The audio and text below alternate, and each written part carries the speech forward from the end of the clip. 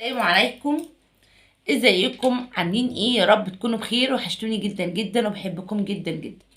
النهارده هنعمل مع بعض للحمل قراءة المنفصلين لشهر من النهارده، من يوم 17/11 ل 17/12/2022.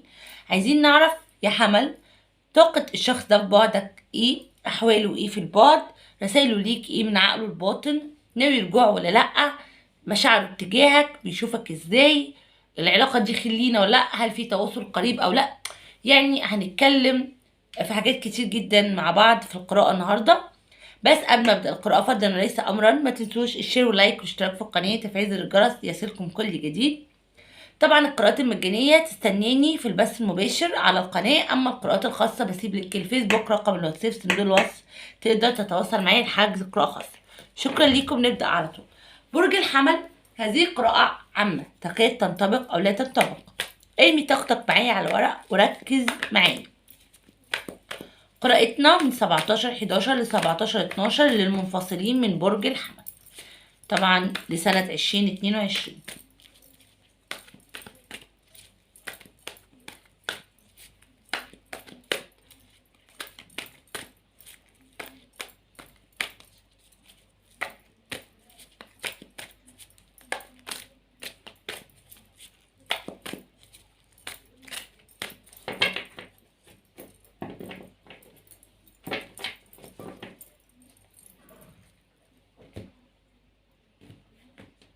ارمي طاقتك معايا يا حمل على الورق.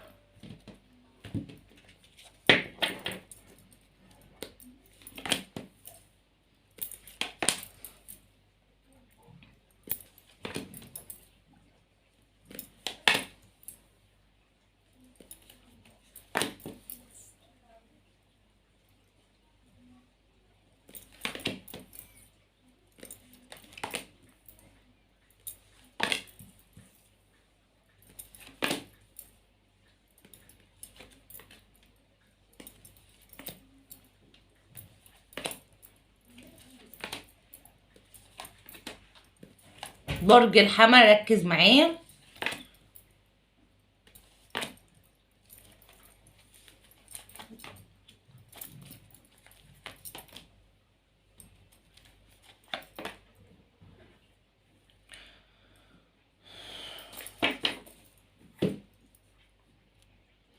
وضع دلوقتي ايه الشخص دوت او احواله في البعد ايه. اول حاجه نزلت لي خالص 3 سورس قدامنا هنا، ودايما ال3 سورس اقول ان الشخص ده حاليا في كلام متقاله وجع قلبه، الشخص دوت مأذي من ناس حواليه، او ربما يكون عنده فراق لشخص قريب منه واجع قلبه جدا جدا، بل قافل الدنيا قدامه، يعني مش مخليه قادر يشوف حياته بشكل سليم.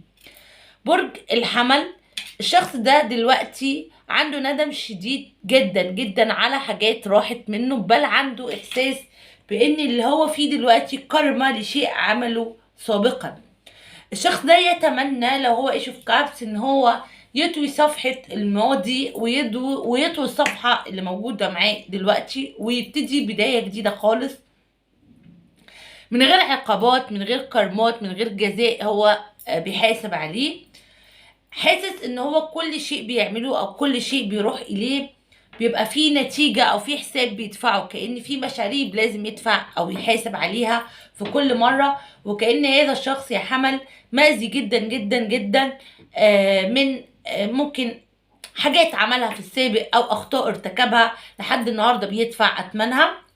تين اوف سارس هو منهار جدا جدا في كل الحاجات، ممكن كمان ماديا منهار كتير.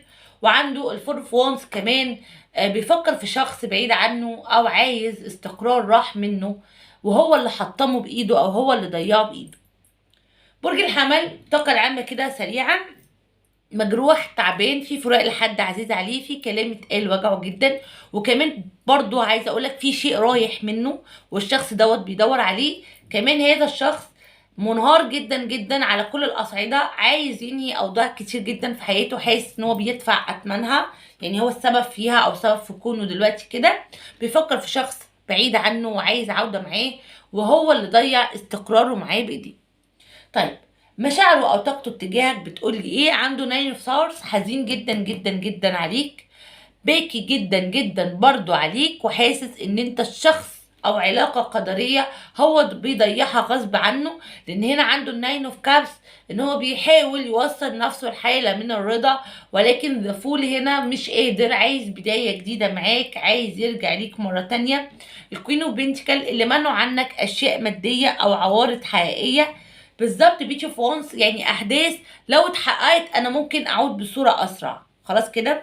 طيب يبقى هنا المشاعر، الشخص ده يا برج الحمل بيفكر فيك كتير، زعلان عليك قوي، زعلان ان هو ضيعك، بيحاول يوصل لحالة من الرضا الداخلي بعد الخسارات اللي هو خسرها الفترات اللي فاتت، عايز بداية معاك لان انت بالنسبة له شخص قدري، ومنعوا عنك اوضاع مادية او عوارض حقيقية لحد دلوقتي ما انتهتش. البيتش اوف وانس عايز ياخد خطوة مفاجأة من اجل العودة اتجاهك. بيشوفك ازاي؟ بيشوفك ان انت بتفكر فيه او عايزه، ولكن ابتديت تحاسب نفسك على الوقت اللي بتضيعه معاه او ضيعته معاه. بقيت عندك خوف من المستقبل او ما بقاش عندك ثقة كبيرة فيه، بقى عندك خوف من رحيل العلاقة، بل يعني عندك خوف من العلاقة دي تعود وترحل تاني، يعني ما عندكش امان او ثقة فيها. تمام. بيشوف ان انت ابتدى عندك تغيير في حاجات كتير بتحصل في حياتك، او في امور ابتدت تتفتح في حياتك افضل مما كانت، رغم ان انت بتحبه او عايزه، الا ان انت خايف من قربك منه. في نفس الوقت ربما يكون في حد شخص بيقرب منك الفترة دي، او انت عايز تبتدي حياة بعيدا عنه. برج الحمل رسائل هذا الشخص ليك، عندي ذا وورلد، يعني انا عايز تغيير جذري وجوهري في هذه العلاقة، عايز اخرج من الدايرة المقفولة علينا وابتدي اخد خطوات ايجابية بره الصندوق. هذا الشخص الايت اوف بنتكل عايز يصلح اوضاع كانت غلط من البداية، وهاي بريستس عايز ينهي علاقات ثلاثية او علاقات كانت في حياته كانت سبب كبير جدا جدا في تدمير العلاقة اللي بينك وبينه. يا برج الحمل الكوين اوف سورس، الشخص دوت بيقولك ان انا بفكر فيك، ولكن انا بشوف ان هذا الشخص ربما يكون عنده سفر قريب واخد وقته، او ربما يكون بيدور على شيء رايح منه وبينتقل علشان هذا الشيء من مكان لمكان، لذلك فده واخده منك الى جانب ان هو مش مديله الفرصه القويه ان هو ياخد خطوات حقيقيه لارض الواقع، فمأجلك انت لحين استقراره المادي بالذات. خلي بالك، بشوف هنا ان الشخص دوت فيه فلوس بتجيلك منه او حقوق بترجع عليك منه الفتره القادمه. برج الحمل طاقته حلوة مش وحشة بالنسبة لك، اما طاقته العامة مش كويسة، وده دلالة انه الشخص اخطأ في حياته بشكل كبير. بيشوفك بنظرة فيها الخوف منه ولكن رغبة في بداية حياة جديدة، بيشوفك حد مميز الناس كتير حواليه، بيشوف ان هو عايز يخطفك من وسط الناس دي كلها وعايز يكون معاك. طبعا ابتدى يشوفك بنظرة اكبر مما كان شايفك عليها قبل كده، وده دلالة فيها ان هو ابتدى يصدق ان وجوده من غيرك ملوش اي معنى ولا ليه اي داعي.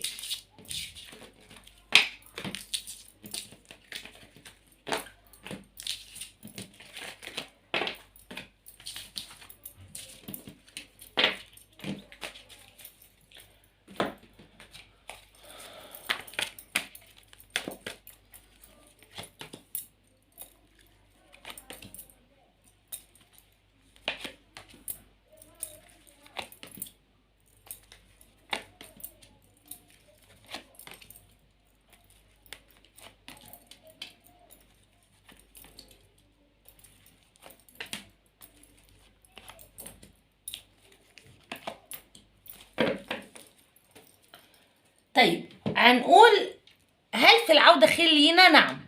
ساسان اقوى شمس، اقوى كارت في التارو ده كارت الشمس، فبيقول في عودة بينك وبين هذا الشخص، والعودة ديت خير ليك، وفيها ايت اوف كابس، فيها تغيير لاوضاع كتير جدا جدا انت كنت غير راضي عنها في يوم من الايام.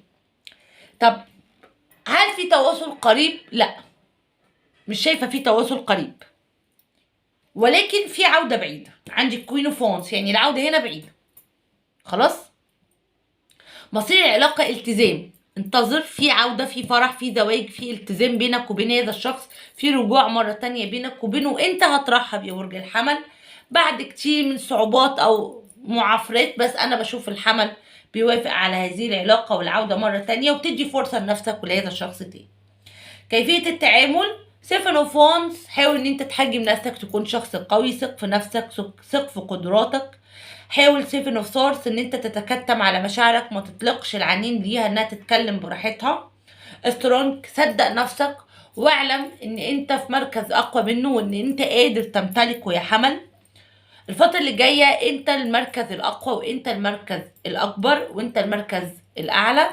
حاول ان انت تتمالك نفسك وتتمالك مشاعرك وتتعامل مع هذا الشخص من خلال عقلك وبس.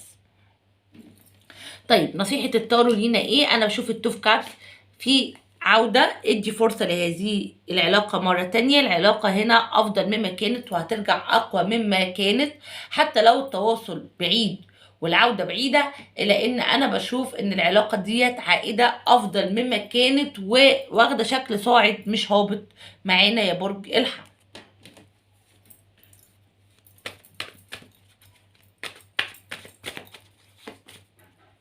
صدق نفسك، صدق نفسك عشان العلاقة دي ترجع لك. صدق نفسك، ما يبقاش عندك خوف من اللي جاي، ما تبقاش خايف من اللي جاي يا برج الحمل، ما تبقاش حاسس ان مفيش حاجة راجعة، لا، حس ان في كل حاجة راجعة، حس ان امورك هتتحسن عشان تحصل. دايما احساسنا بيتحقق قدامنا، فلازم يكون احساسنا حلو مش وحش.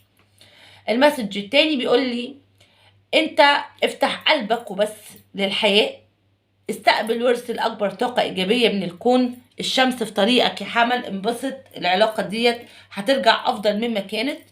رسائل عامة للبرج نفسه.